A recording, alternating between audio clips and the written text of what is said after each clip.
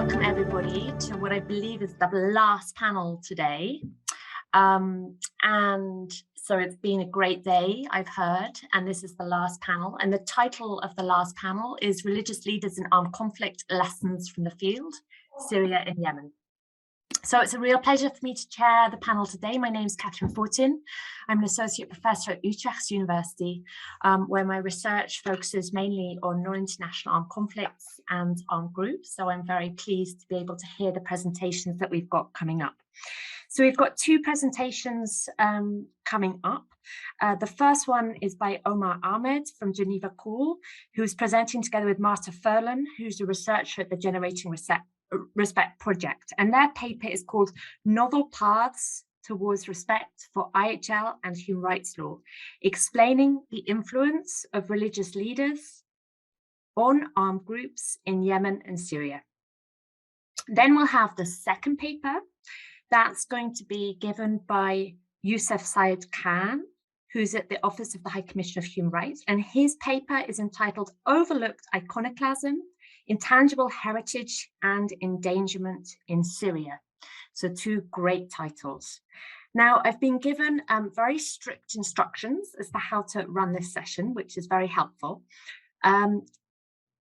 Each of the papers will be given 10 minutes for their presentation.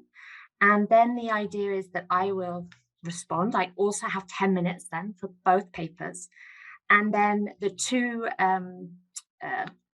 sets of authors will have the opportunity to give a short response. And in the meantime, while all of this is going on, I would invite the participants, so the audience, to share questions. You can't turn your camera or microphone on, but you can share questions during the chat. So you can do that at any point. And once at the end of the session, I'll take as many of those questions as we can for the authors. So if that all sounds good, I'm now looking at Omar and Marta to see if they're ready. Yeah, they're both nodding. So we'll start with you on your paper, Novel Paths Towards Respect for IHRL and Human Rights Law. Thank you, Katharine, for this introduction, and thank you everyone for participating to this last panel at the very end of the day. About Syria panel, and as it has emerged throughout this day of conference and presentations in context of non-international armed conflict, one of the major tasks that humanitarians are being called to ask is promoting humanitarian norms among the parties of conflict, among states and non-state actors. And confronting with these challenges, as violations of IHRL continue to be reported, novel paths are being explored. One of these novel paths is trying to engage not only those actors that are direct party to the conflict itself, but try to engage also other societal actors that can be tribal leaders or civil society leaders that can have an influence with the warring parties. And in this line of thought is the approach that we are pursuing in the Generating Respect project that tries to explore to what extent religious leaders who are legitimate interpreters of religion can help us in promoting humanitarian norms among armed groups. Omar and I in this paper have been focusing on Ansar Allah in northern Yemen and Hayat Tahrir al-Sham in northern Syria. And the reason why we focus on these two groups are that they have both been engaged for a number of years in non-international armed conflict.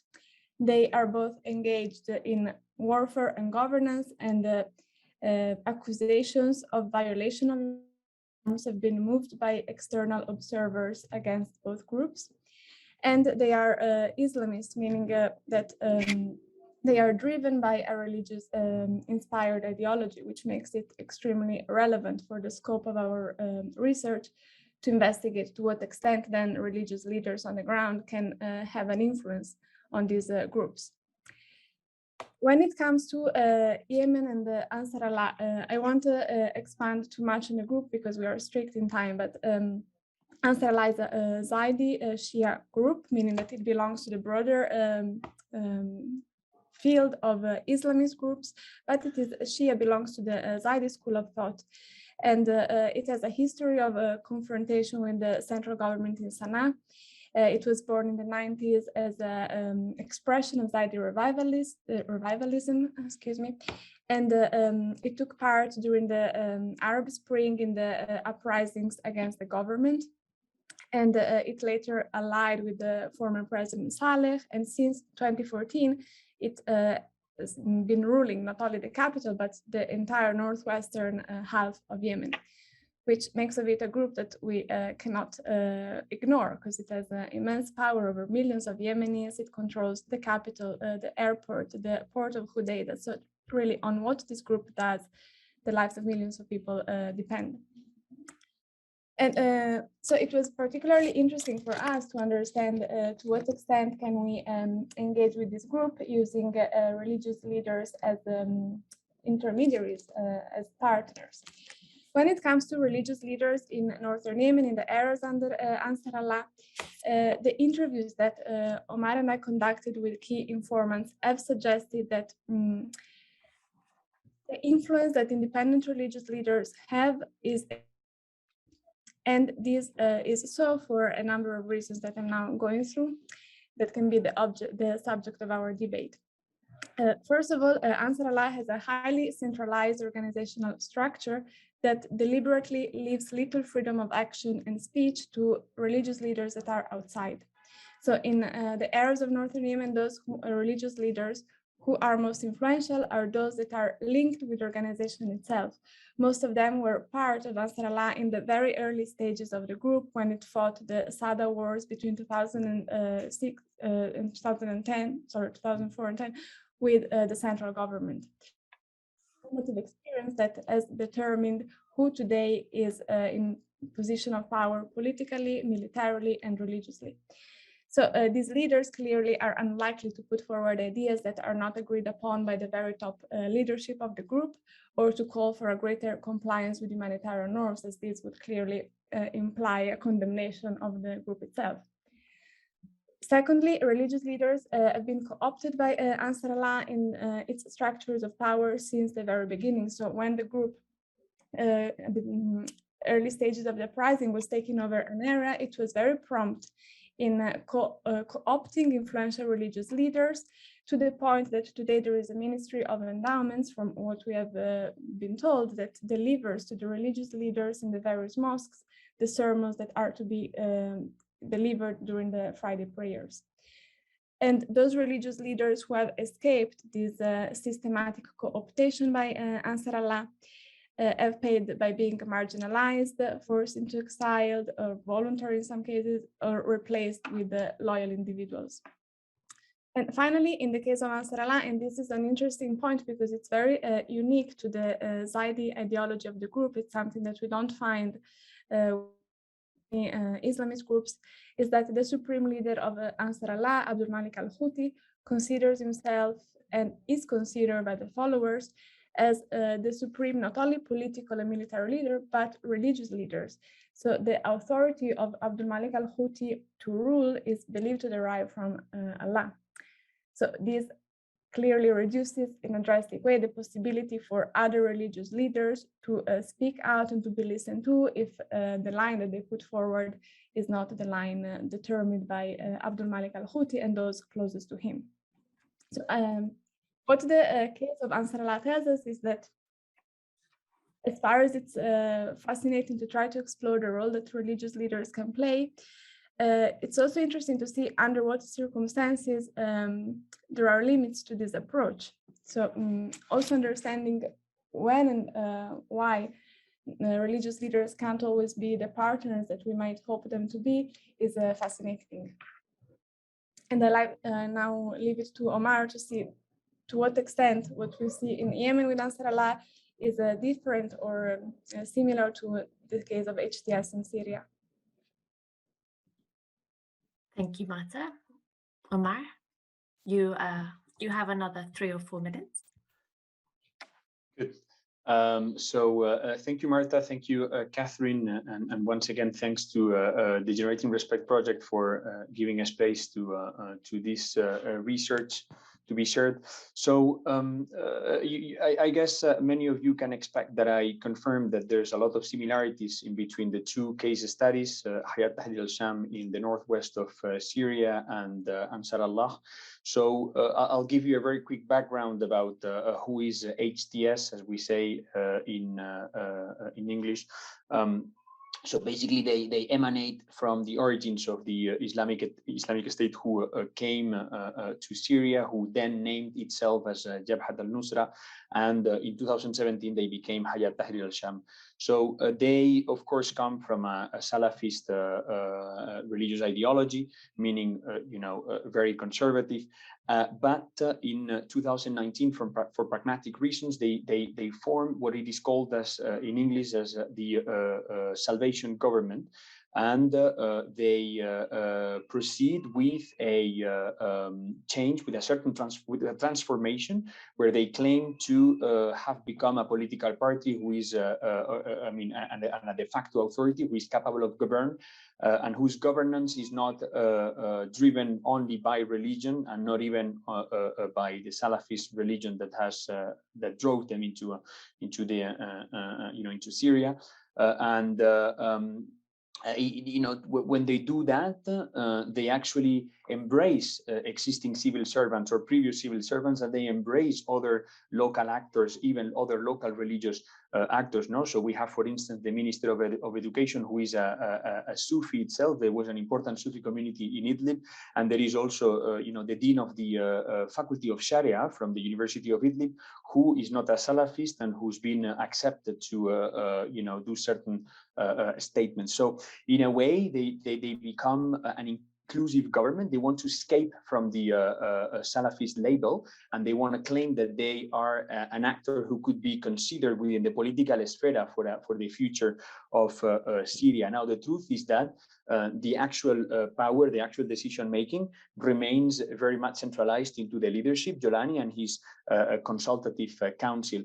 Nevertheless, even though these consultative council and Jolani are the ones producing policies, we have to say that we found through the interviews that the civil servants or the other type of religious leaders or other type of community leaders who are part of the government today, they do have a certain level of influence when it comes to implementing the policies that have been designed by the central leadership. No, so now the question is, influencing those decisions through the implementation, does it mean promoting the respect of IHL? So we have not necessarily observed that, but it would deserve further investigation. But what it is clear is that if we go through with the narrative of IHL, today consider the Western and a very political normative framework in a scenario where the Salvation Government is ruling, this will not necessarily function. No, so clearly, they claim that it is Western, that it is being constantly violated by states, and generally all of the armed groups,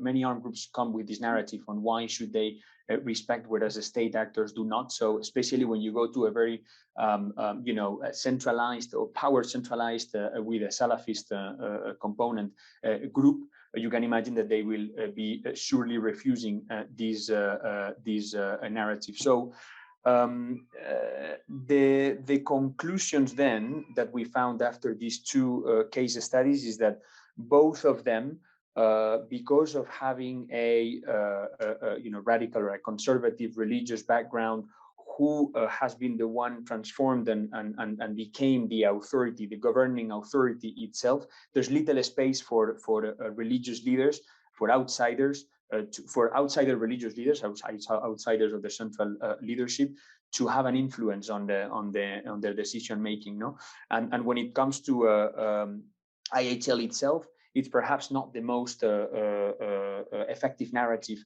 to work and to engage with them if we want protection of civilians to be enhanced. Now, this doesn't necessarily close the door to seek for alternative to promote the protection of civilians. And we actually believe that there's 2 or 3 paths of additional research that we could conduct.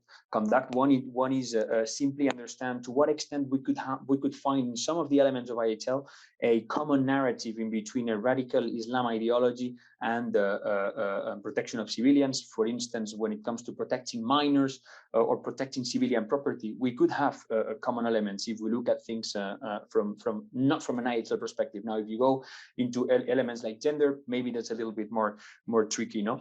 Now, other interviewees suggested that perhaps we can engage religious leaders from outside of the decision-making central authority, and they could actually be of use when it comes to protecting civilians, and eventually they could even be of use to end up engaging the central authority of these both de facto authorities. And then the third element that deserves to be additionally explored, and Marta mentioned it at the very beginning, is the role of the tribal leaders. So we've done the religious leaders, but we are still thinking, or we are still conducting a research to understand to what extent tribal leaders could actually be more influential, pragmatically speaking, more transactional than religious leaders. So I'll stop it here. I hope I respected the timing. Thank you. Thank you. That's great.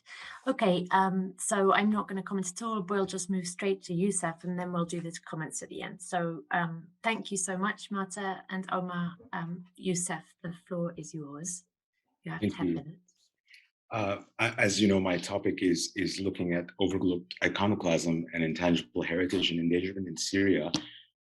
My work is informed by 4 years working on the Independent International Commission of Inquiry on the Syrian Arab Republic, as well as working in the southeast region of Afghanistan, where I covered violations by the Taliban. So nearly 10 years of brutal armed conflict have transformed Syria's cultural heritage into a fractured historic landscape. Throughout the Syrian Arab Republic, churches, monuments, mosques, museums, and ancient archaeological sites, which had for millennia stood to reflect the ethnic and religious diversity of the Syrian mosaic, have largely been now reduced to rubble. Countless works of art and ancient artifacts of profound universal significance remain unaccounted for after having been looted or trafficked across international borders. All 6 Syrian World Heritage Sites inscribed by UNESCO have been impacted by the conflict, as well as 11 of 12 sites registered on UNESCO's tentative World Heritage List. The devastation overall wrought upon Syrian cultural heritage is the gravest documented since the Second World War and has affected both Syrian civilians and the concerned international community as a whole. During this period, so over these past 10 years, safeguarding efforts involving cultural heritage resources in Syria have primarily revolved around 2 concerns. The first is the incidental damage to built sites caused by the aerial and ground forces of the Syrian Arab Republic or the Russian aerospace forces, and the second is the deliberate destruction of cultural property by groups designated by the UN Security Council as terrorist entities, namely the Islamic State in Iraq and the Levant, and as mentioned by the previous intervention, Hayat Tahrir al-Sham, previous known as Jabhat al-Nusra, or the al-Nusra Front.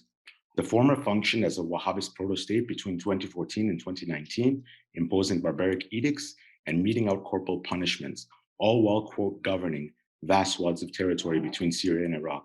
The latter continues to serve as an umbrella coalition of various Salafi jihadi groups, with some exceptions, as mentioned, currently operating in Idlib and to a lesser extent in Western Aleppo. To date, however, the corpus of scholarship and safeguarding initiatives concerned with intentional destruction have sought to engage with UNESCO's monumental sites, as well as the deliberate erasure of the tangible cultural heritage of minority groups, resulting in detailed documentation of imperiled heritage resources of the Assyrian, Christian, Druze, Shia, and Yazidi minority communities. Much less consideration, however, is being paid to the mechanisms through which non-state armed groups have sought to attain ideological hegemony by violently suppressing other facets of cultural and ethnic identity, such as beliefs and practices. So what UNESCO itself refers to as, quote, intangible cultural heritage is largely absent from our debates about iconoclastic practices, even though these attacks are informed by the same stringent and narrowly interpreted Islamic edicts that have been used to justify the destruction of built sites and movable property.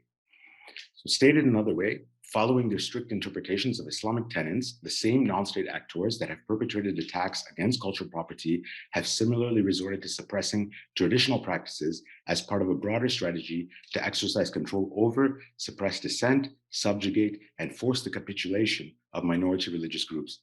Against this backdrop, the deliberate attacks against intangible cultural heritage that occur throughout Syria to this day have served as a counterpoint to concerns regarding the well-being of tangible cultural heritage across this conflict-torn region. Also originating in iconoclasm, attacks against both tangible and intangible cultural heritage throughout Syria have almost invariably bore a religio-political dimension. Through two case studies that I wish to share with you today involving ISIL and Hayat Tahrir al-Sham, and by exploring the role of these non-state actors whose perpetration of such acts has stemmed from religious belief explicitly in many cases, my study demonstrates just how closely attacks against intangible cultural heritage in Syria have been perpetrated alongside the deliberate destruction of movable and immovable property. I hope to conclude by considering, time permitting, some prospective avenues for engagement with non-state armed groups with a view towards exploring opportunities for behavioral change and future accountability. For purposes of our conversation now, I believe that it's better to set at the outset how I frame cultural heritage versus cultural property. Cultural heritage encompasses a broad spectrum of both tangible and intangible heritage. Tangible cultural heritage refers to movable and immovable cultural property, such as ancient pottery, statues, or built sites of worship. Intangible cultural heritage, on the other hand, comprises immaterial manifestations, including inherited traditions and living expressions, such as knowledge, and may be referred to as cultural inheritance. It's therefore vital for me to underscore that the main sources of cultural property in Syria, inscribed by UNESCO as, quote, world heritage, represent just merely a fraction of the cultural heritage capable of being either negatively impacted by armed conflict or deliberately suppressed by the belligerents. Over the past 2 decades, and as the number of non-international armed conflicts, or NIACs, has more than doubled, the deliberate destruction of cultural property by non-state actors construing Islamic tenets has become increasingly pervasive. The two prominent examples that have garnered considerable international attention were the destruction of the Buddhas in Bamiyan, Afghanistan by the Taliban in March 2001, and the destruction of 9 mausoleums and a mosque by Ansar-ud-Din members in Timbuktu, Mali in June and July 2012. While the first led to international outcry, the latter led to the first ever conviction, as we all know, over the destruction of cultural property by the ICC. Both the events in Bamiyan and Mali serve as emblematic examples of growing heritage preservation concerns across the broader Muslim world as regards extremist non-state actors. Upon capturing territory in Syria, both ISIL and Hayat Tahrir al-Sham violently suppressed the intangible cultural heritage of Syria's ethno-religious minority communities. Although general violence has hindered the ability of minority communities in Syria to regularly engage in religious and cultural practices, in other cases, the purposeful targeting of the intangible cultural heritage of various minority religious communities has received considerably less attention. Since declaring their caliphate in June 2014, ISIL began targeting ethno-sectarian minority groups in Syria and further punished even Sunni Muslims who did not conform to its version of Islam. In order to systematically subjugate communities over which it, quote, governed, the ISIL bureaucracy, and I'm happy to hear that much was mentioned in the previous session about the bureaucracy and the hierarchy of such organizations, established Hizbah, or minority police, in areas under its effective control or de facto control. The concept of Hizbah is thought to derive from the Quran, which instructs Muslims to command good and forbid evil, and is actually considered a cardinal Quranic principle. Beginning in mid-February 2014, ISIL fighters entered Assyrian Christian villages, including Tel Hamrez, along the Khabur border and Hasaka. They forced villagers to remove all Christian imagery from their churches, homes, and cemeteries. Fighters threatened to impose a jizya, or a tax imposed on non-Muslims living in an Islamic caliphate, and to kill the local priest if residents did not comply. ISIL further sought to silence and completely erase the intangible cultural heritage of the Yazidis of Sinjar, a region in Iraq. Although most of the atrocity crimes that members of ISIL have perpetrated, including rape and sexual slavery, form part of a broader campaign to commit genocide against the Yazidis of Sinjar, they did so always with the claim of religious underpinnings, including through their mediatization and official magazine Dabik, justifying in considerable detail the commission of these acts. Moving to al-Nusra and later its umbrella coalition, which it involved into Hayat Tahrir al-Sham. In January of 2015, Jabhat al-Nusra militants stormed 13 villages populated by the Druze minority sect located in Mount Sumak in Idlib. Male members of the Druze faith adhere to a specific dress code, often including a shashia or a white scarf. They are further obligated to grow out their mustaches. As they began to exercise control over the area, members of the terrorist group prevented Druze men from wearing the shishia and forced all men to shave their mustaches as part of, quote, proving their conversion and belief in Islam. Minorities such as the Druze and Christians in areas such as Idlib province have, for the most part, left these areas or elected to leave these areas rather than be forced to convert to Islam, follow dress codes, or movement restrictions imposed on the females of the community. As an offshoot of the Ismaili branch of Islam, the Druze are considered to be a secretive and esoteric sect and one that bans exogamy or intermarriage. In Syria, members of the Druze community were forced to marry ISIL fighters and have generally remained neutral and peaceful throughout the conflict. ISIL members further dug up and destroyed Druze graves. In the context of arbitrary detentions carried out by Hayat Tahrir al-Sham, as well as those by its predecessor iteration, Al-Nusra Front, the terrorist group has been systematically carrying out such detentions since 2014 and has gone as far as appointing an emir to oversee detentions in Idlib Governorate. The accumulation of these factors led the UN COI Syria, or the Syria Commission, to conclude that the group was perpetrating the crime against humanity of persecution on political grounds. I think there's insufficient literature to determine whether or not the treatment of the Druze community in Syria, including attacks against their intangible cultural heritage, have also formed a part of a widespread or systematic attack against members of that ethno-religious minority community. But given the organizational structure of Hayat Tahrir al-Sham and its stated aims and objectives, further investigations, I think, may warrant serious consideration. Given the time considerations, I think this would bring me to my underlying point.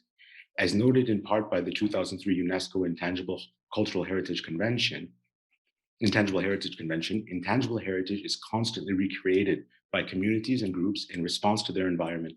Likewise, the commentary to the convention notes that there is no intangible cultural heritage without a community, a group, or in some cases, individuals who create, practice, maintain, and transmit such heritage.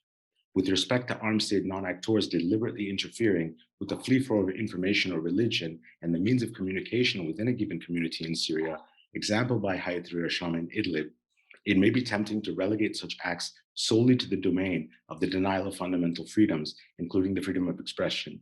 A more nuanced approach, however, would entail dissecting the extent to which extant identifiable communities and future generations of those communities are harmed by the inhibition of free communication and the evolution of thought, both of which are elements that give rise to the creation and transmission of intangible cultural heritage. Stated another way, intangible cultural heritage, by its very nature, involves constant recreation and entails the notion of a, quote, community.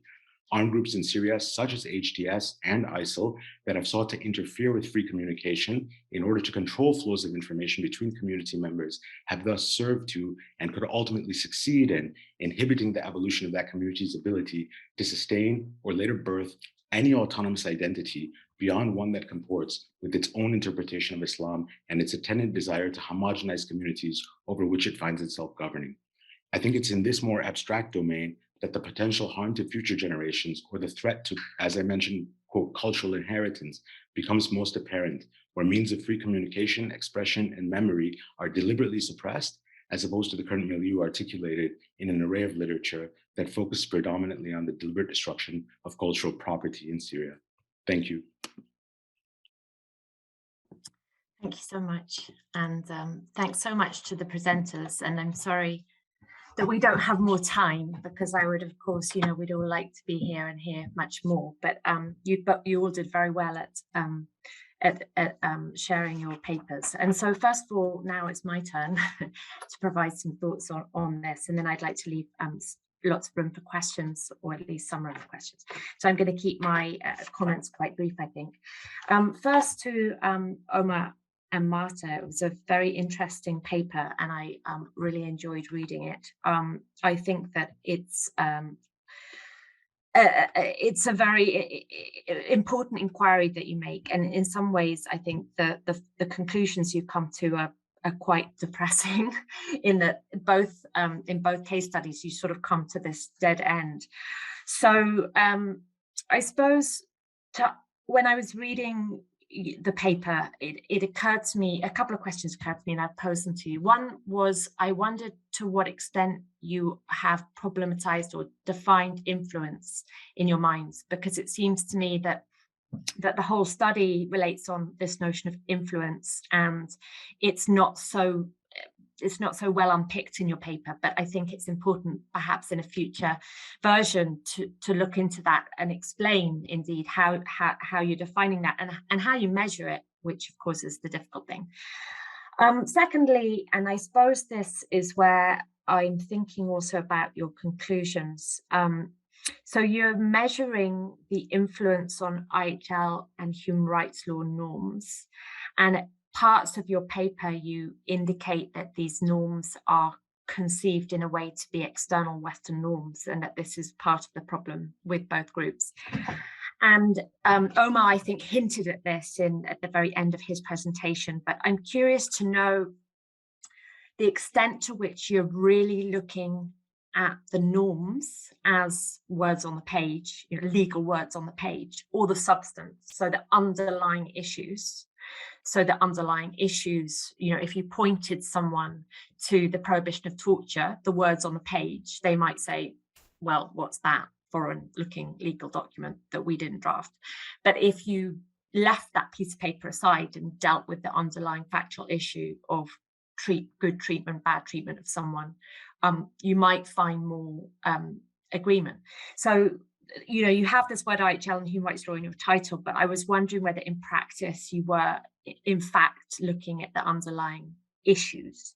And of course, IHL and human rights law are very broad and contain very many norms. So I'm wondering also whether you thought about narrowing your inquiry to one issue, or whether you received such a kind of conclusion that there was no leeway here that you didn't even manage to get that far. I'm also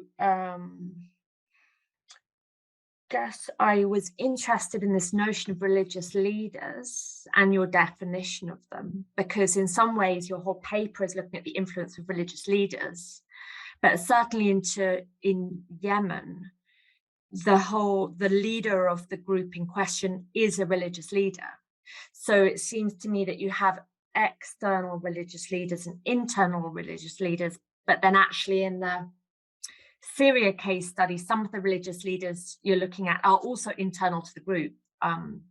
Omar mentioned that some are ministers. So I'm wondering how you draw the lines, whether there are some people who are more interesting to you than others, and how you're drawing those lines as to who you see to hold potential. In your paper, you mention this important other critical question, which I think needs to be asked, which is the extent to which religious leaders might be having an effect on the violation of norms. So not only on the encouragement of adhering to international norms, but might in fact be part of the movement towards some of their violation. So I agree with you, and I wondered if that might be put further up front in your paper, and whether that is something you're going to look at, or whether that's something you're just flagging as worth being looked at by others.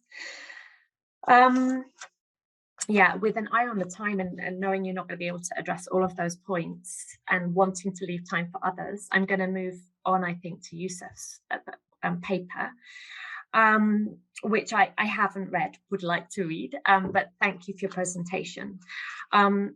I found this notion, the focus of your paper, very interesting, because I haven't seen very much attention given to this issue of intangible cultural heritage, and I think it's really important. And I wondered, you dealt with this right at the end, about which legal norms I think you found most suitable to deal with this issue. And you mentioned this issue of future generations. And this issue of future generations I find very interesting, because of course this did strike me too when I was listening to you, that this is the victim of this violation or crime is not only going to be people today, but also people tomorrow.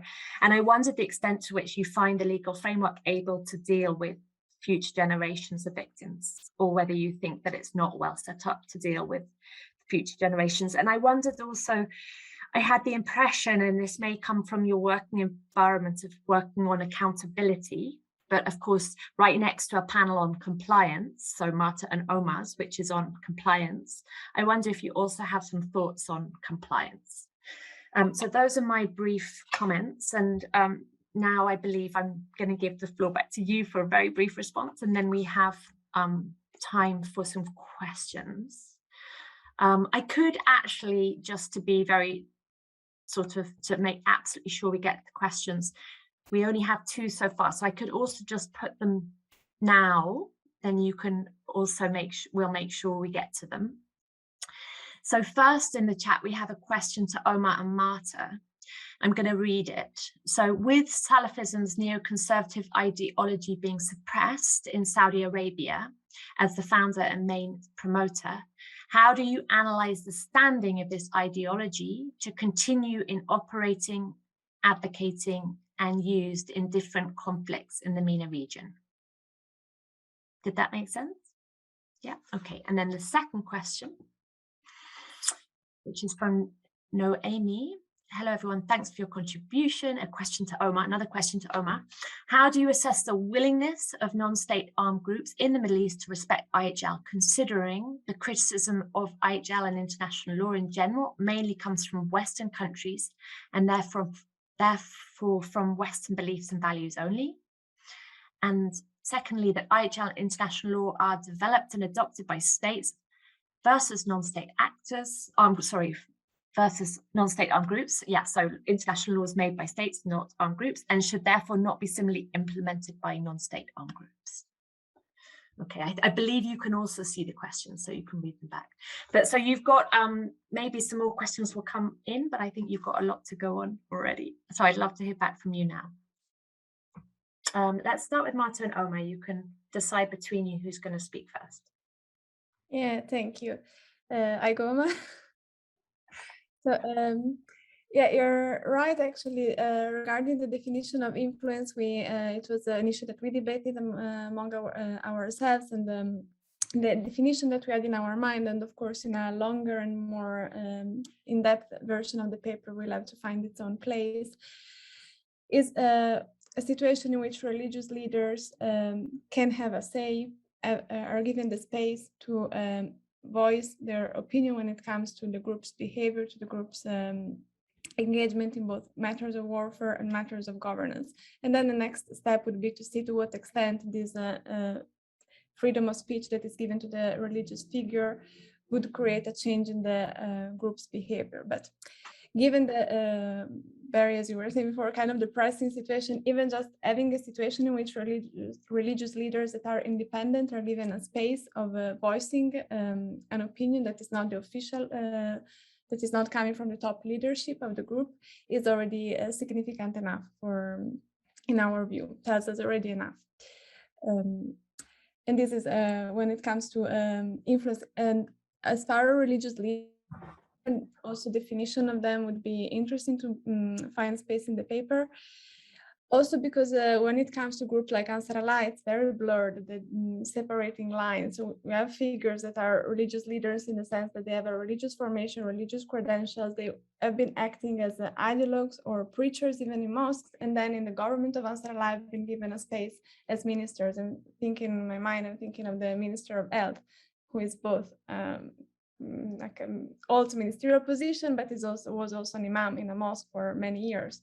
So that tells us a lot of maybe how much we cannot put someone inside a rigid box, and that the definition has to be kept kind of fluid to take into account all the contextual situations.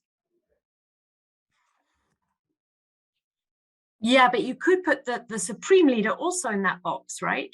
Yeah. Why is he not in that box? I suppose that was my question.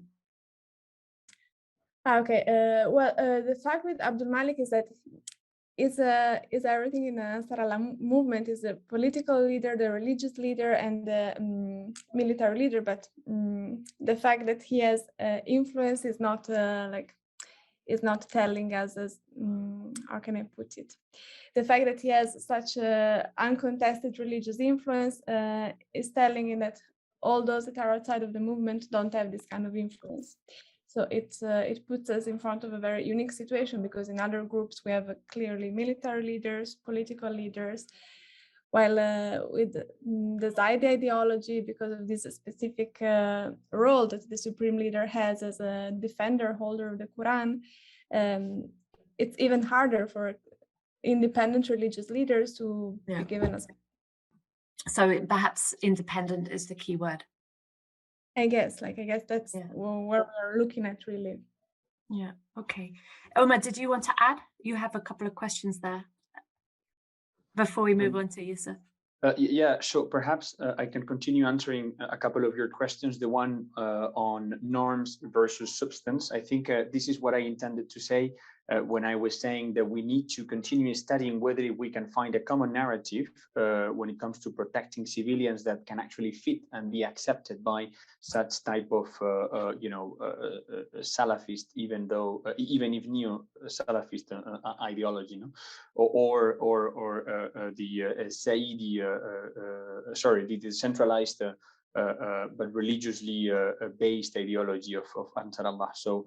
And in that line, we could even, as I said, look at one topic to conduct such a research. I said before that issues like respecting civilian property or respecting or not recruiting minors or protecting minors could be interesting topics where we could find a common ground. However, perhaps, as everybody can imagine, gender is probably one of the issues that could not necessarily be embraced, no, as the way IHL perceives the protection of women and prohibition of the use of gender violence. I think we've responded to all of your questions, if I'm correct. Now, as per the two questions from the chat. So the one referring to the impact of the recent approach in Saudi Arabia on the continuance of a Salafism ideology. Well, I would say that Salafism is very well inserted in different societies and in different countries, including in Saudi Arabia. So I'm not an expert on Salafism, but I would be very surprised that because of a powerful government having a pragmatic change on that respect, Salafism disappears as such. No? So I think it will continue operating, advocating, and used in different conflicts in the region. It's much wider than Saudi Arabia. And on the other question, which is why do we think that armed actors in the Middle East will still consider respecting IHL, whereas it is seen as a Western tool? Well, because it is only radical ideologies, armed actors that follow radical ideologies who are opposed to IHL because of being considered as a Western tool. It's not all the armed actors in the Middle East. It's not all the Muslim armed actors in the Middle East. All the opposite. You have armed actors who genuinely want to embrace the common values in between Sharia law and IHL, and you have other armed actors in the Middle East who are secular, even though they may have religious combatants within their ranks, and who are willing to engage with IHL for pragmatic reasons or for genuine reasons. No. And then on the question on whether if the armed actors should or not respect IHL, well, yes, no. I mean, under the additional protocols of 77 after the Geneva Convention of 49, it is stated that armed actors as parties to the conflict should also be respecting IHL. So yes, they should be as well respected by armed actors. Thank you. Mute. I was saying thank you so much. Great answers. Okay, Yousuf, the floor is yours. And we're going to probably take another 5 minutes. According to my guidelines, I'm allowed to do that. So you have a few minutes. No worries. One of the things I wasn't able to get to in terms of my intervention was intangible cultural heritage and displacement, which I think is one of the most unique aspects of this dilemma that we're facing. So at present, there are over 5.66 million Syrian refugees. registered by UNHCR, and another 6.2 million persons displaced internally within Syria, including 2.5 million children, which I think is a figure that gets to the heart of your question when we discuss future generations.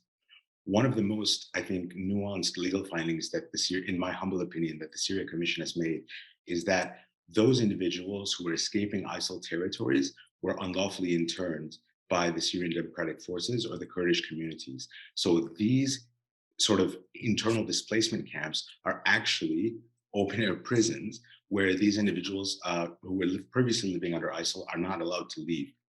And if we're going to be pragmatic about what that means that anytime they were taught to eat with their right hand, which is something very, very prominent in the Muslim tradition, they lose that. They lose that tradition. Anytime they're taught to pray in a specific direction, perhaps without a compass, all these little nuances of what you will lose, is such an important facet of these communities. The Yazidi oral tradition, Yazidi women grappling with their acceptance and reintegration and their prospects for the future after having been victims of the behavior by these parties. And I think that's something I wish we had more time to discuss, but I'm more than happy to expand on it in my contribution. With regard to norm compliance, and I've spoken to Marta, so she's going to know about this one, although she didn't include it in her reflections, and that's fair. For me, and this is a very personal opinion, I think when it comes to really esoteric interpretations of, or extremist interpretations of Islamic law or Sharia, the real way to try to manifest norm compliance is through following the money trail. These armed groups are not manifestations of just organic growths like the FSA was when it was the farmers and the other individuals, the gardeners, the protesters in Syria. These are individuals who have member states of the United Nations behind them and supporting them, and that there's a lot of public information on that. So a soft level of diplomacy or a hard level of diplomacy and discussing with these governments, how to really influence what these groups are allowed to do. I know that these groups wouldn't function without the ability to engage with those who are financing them. And I can't say too much about that because it's probably inappropriate on many levels, but I want us to all consider that instead of an open letter to Baghdadi, which exists, right, or a denunciation by Muslims from Al-Azhar University and others on why this caliphate should not exist, it didn't seem to work. I mean, crimes against humanity and genocide were perpetrated, including the enslavement and sexual slavery of 3,000 women and girls as young as 6 years old. Some mothers, please forgive me here, some mothers were forced to eat the remains of their children. So if we're looking at real norm compliance for really, really serious violations, I think it has to be escalated. Thank you very much. Thank you, Yousuf. Marta, did you want to, I see something on the chat that says Marta would like to answer this question. Is that because you would like to add something? Just before Omar already answered more than okay. As a serious question to Omar, Marta, and Yousuf, is there anything else you'd like to share with the audience? A final word, perhaps. It's not obligatory, but it's your last chance. Maybe either of you would like to reply to what Yousuf just said. That's also possible, if you'd like. I think a final point that I would like to make, it connects to what has been coming out now, both in the question and the answers that Omar and Yousuf have been giving, is that exactly because IHRL is by these armed groups, especially Islamist armed groups that we are trying to engage with the Western world, with the Western legal framework. Part of the effort that we're trying to put as researchers, as humanitarians, is to find a common language. So instead of talking about Geneva Conventions, really focusing on what is the values that we're trying to promote. It is protection of civilians. So let's try, when dealing with Islamist armed groups, to find those provisions of Sharia law that are talking the same language, so that we can find a common point, that instead of creating the impression that we are trying to impose upon those armed groups our own norms, we are really trying to build on what we have in common to reach a desirable result. Okay, thank you. Right, well, I'm trying to read the room here, which is of course very difficult on Zoom, but it seems like you all have said what you wish to say. And considering the time, I think we will round up here. But I would just like to thank our three panelists and thank the people that asked questions, because that also enriched the discussion, and it was great to hear the answers of the panelists. So a big thank you from me, and also to the people who attended. I hope that it goes really well tomorrow. I hope to check in at some point. Thank you. Thank you, Katharine. Thank you very much. Thank you very much to all the speakers. Thank you, Katharine. This was a fantastic panel that concluded an incredibly insightful day. We would like to invite you tomorrow from 10 o'clock. We have 2 more sessions, one on religion and law, potentialities and limitations for engagement, and the last one, humanitarian engagement with religious leaders, reflections from practitioners. And then we have the final closing roundtable co-organized with the OICHR, where we're going to hear from Professor Al-Zakaram, the Secretary General of Religions for Peace, Professor Ahmed Shahid, the UN Special Rapporteur on Freedom of Religion or Belief, and Dr. Michael Wiener with the Office of the High Commissioner for Human Rights. And tomorrow is Human Rights Day. Thank you very much to all of you, and have a good evening. I think we're all, or have a good night for some of you, because you're in other time zones. Bye-bye.